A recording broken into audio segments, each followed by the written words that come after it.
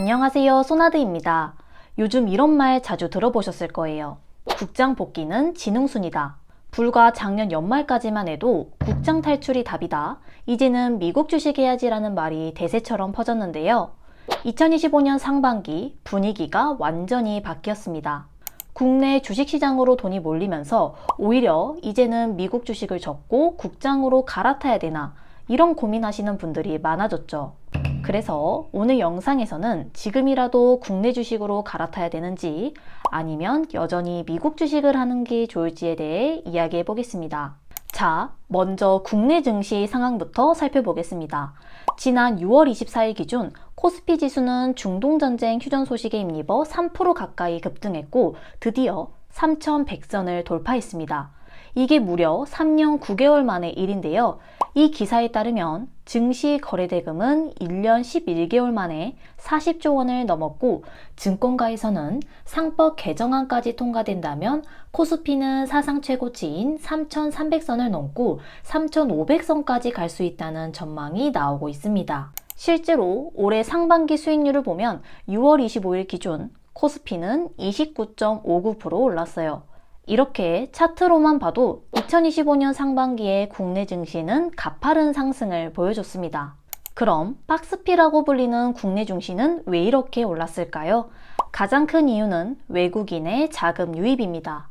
새 정부 출범이라는 정치적 기대감과 경기 회복 기대감, 이 두 가지가 맞물리면서 현재 국내 주식시장에 다시 불이 붙었습니다. 국장 탈출은 지능순이라는 말이 국장 복귀는 지능순으로 바뀌고 있는 이유, 이 흐름을 잘 보여주는 대목이죠. 반면 한때 미국 주식에 몰빵했던 서학개미들, 최근 분위기는 예전만 못합니다. 2024년 미국 증시는 정말 대단했는데요. 지난 2024년 1년간 S&P 500은 약 27%, 나스닥은 약 31% 올랐습니다.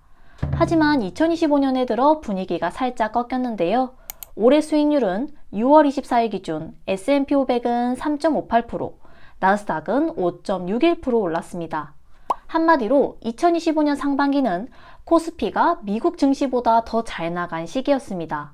그래서 최근 서학개미들 사이에서도 이제는 미국 주식에서 국장으로 갈아타야 하는 거 아니야? 라는 목소리가 커지고 있습니다. 그럼 이런 상황 속에서 우리는 어떻게 투자하면 좋을까요? 저는 이런 분위기 속에서 여전히 미국 지수 ETF를 매달 꾸준히 사모으고 있는데요. 그 이유는 딱 세 가지입니다. 첫 번째, 미국 시장은 장기 우상향이 역사적으로 검증된 시장이기 때문입니다. 물론 과거가 미래를 100% 보장해주지는 않지만 과거에도 잘했던 시장이 앞으로도 잘할 확률이 높기 때문이죠.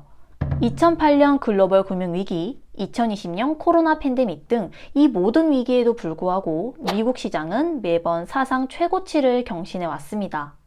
두 번째, 미국 지수 ETF는 초보자도 높은 확률로 성공할 수 있는 구조를 갖고 있습니다. 많은 분들이 나는 주식은 정말 안 맞아, 하면 할수록 손해만 봐 라고 하시잖아요. 이런 분들이라면 미국 지수 ETF가 가장 효율적인 대안이 될 수 있습니다. 왜냐면 복잡한 종목 선정이나 타이밍 고민 없이 시장 전체의 성장에 올라탈 수 있기 때문이죠. 세 번째, 장기적으로 달러 자산을 확보하는 건 이젠 선택이 아닌 필수이기 때문입니다. 달러는 전 세계가 인정하는 기축통화이자 위기 상황에서 가장 먼저 투자자들이 몰리는 대표적인 안전자산이죠. 예를 들어 지난 13일 이스라엘과 이란 사이에 전쟁 우려가 커지자 원달러 환율은 하루 만에 10.9원이나 뛰면서 1369.6원이 됐습니다. 며칠 뒤 미국이 중동 상황에 개입할 수 있다는 뉴스가 나오면서 환율이 1380.2원까지 올랐죠. 그 후 다행히 휴전 소식이 전해지자 환율은 다시 1360원대로 내려오긴 했지만 전쟁이나 금융위기 같은 일이 생기면 달러의 힘은 강해진다는 사실을 다시 한번 느낄 수 있었습니다. 그래서 저는 장기적으로 달러를 모아간다는 의미에서 미국 지수 ETF 투자는 필수라고 생각합니다. 이건 2015년 4월부터 2025년 4월까지 한국의 M2 통화량 그래프인데요. 10년 전인 2015년 4월, M2는 약 2,150조 원 수준이었죠. 그런데 2025년 4월 기준으로는 무려 4,235조 원, 딱 10년 만에 2배로 증가했습니다. 이게 무슨 의미냐면요. 지난 10년간 원화의 가치는 반토막이 났다는 말입니다. 즉, 유동성. 돈이 많이 풀리는 시기에는 현금의 가치는 계속 떨어진다는 사실을 기억해야 합니다. 그래서 우리에게 중요한 건 국내 주식 살까 해외 주식 살까가 아닙니다. 진짜 핵심은 지금 내가 가진 원화를 자산으로 바꿔야 할 타이밍이라는 거죠. 게다가 현재 정부 정책도 이 흐름을 밀어주고 있습니다. 이재명 정부는 출범 직후부터 국내 증시 활성화를 주요 정책으로 내세우고 있고 다음 달인 7월에는 전국민 민생회복지원금이라는 이름으로 또 한 번 유동성 공급이 예정되어 있습니다. 자, 정리하면 시장에 현금이 풀릴수록 현금의 가치는 떨어지고 자산의 가격은 오른다. 따라서 지금 우리가 집중해야 할 건 단 하나, 바로 이 현금을 자산으로 바꾸는 것. 이게 지금 이 시점에서 우리가 취할 수 있는 가장 강력한 투자 전략입니다.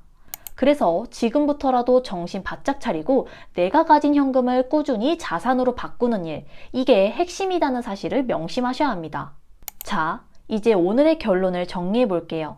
올해 국내 증시 단기적으로 분위기가 좋을 것으로 예상됩니다. 그 이유는 정부 정책이 증시 활성화에 힘을 싣고 있고 외국인 자금도 꾸준히 유입되고 있기 때문이죠. 하지만 만약 여러분이 10년에서 20년지를 내다보며 은퇴 자금을 모으고 있다면 답은 역사적으로 장기 우상향이 검증된 미국 지수 ETF입니다. 한번 시뮬레이션을 해볼까요? 예를 들어 지난 5년간 S&P 500과 나스닥에 5대5 비중으로 투자했다면 연평균 수익률은 약 12.9%였습니다. 그럼 만약 27살 직장인이 SPLG와 QQQM에 매달 100만원씩 5대5 비중으로 적립식 투자를 한다면 어떻게 될까요? 10년 뒤 37살이 되는 시점엔 총 투자금은 1억 1,900만 원인데 최종 자산은 약 2억 3천만 원으로 불어납니다. 어떠한 주가 분석이나 기교 없이 매달 미국 지수 ETF에 꾸준히 투자해도 이 정도 결과는 충분히 가능하다는 거죠. 그리고 이렇게 투자에 쏟을 시간과 에너지를 절약해서 이직 준비를 하거나 여러 부업 활동을 통해 소득 크기 자체를 키워가는 것이 현재 2030 세대가 가장 똑똑하게 돈을 불리는 방법이라 생각해요.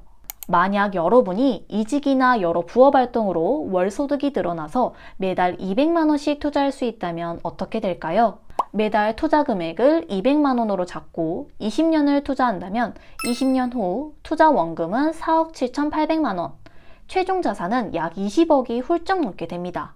마지막으로 이번에 하나자산운용에서 원큐 미국 나스닥 100 ETF를 신규 상장했는데요. 원큐 미국 나스닥 100 ETF의 경우 전 세계 상장된 모든 나스닥 100 추종 ETF 중 최저 보스라고 합니다.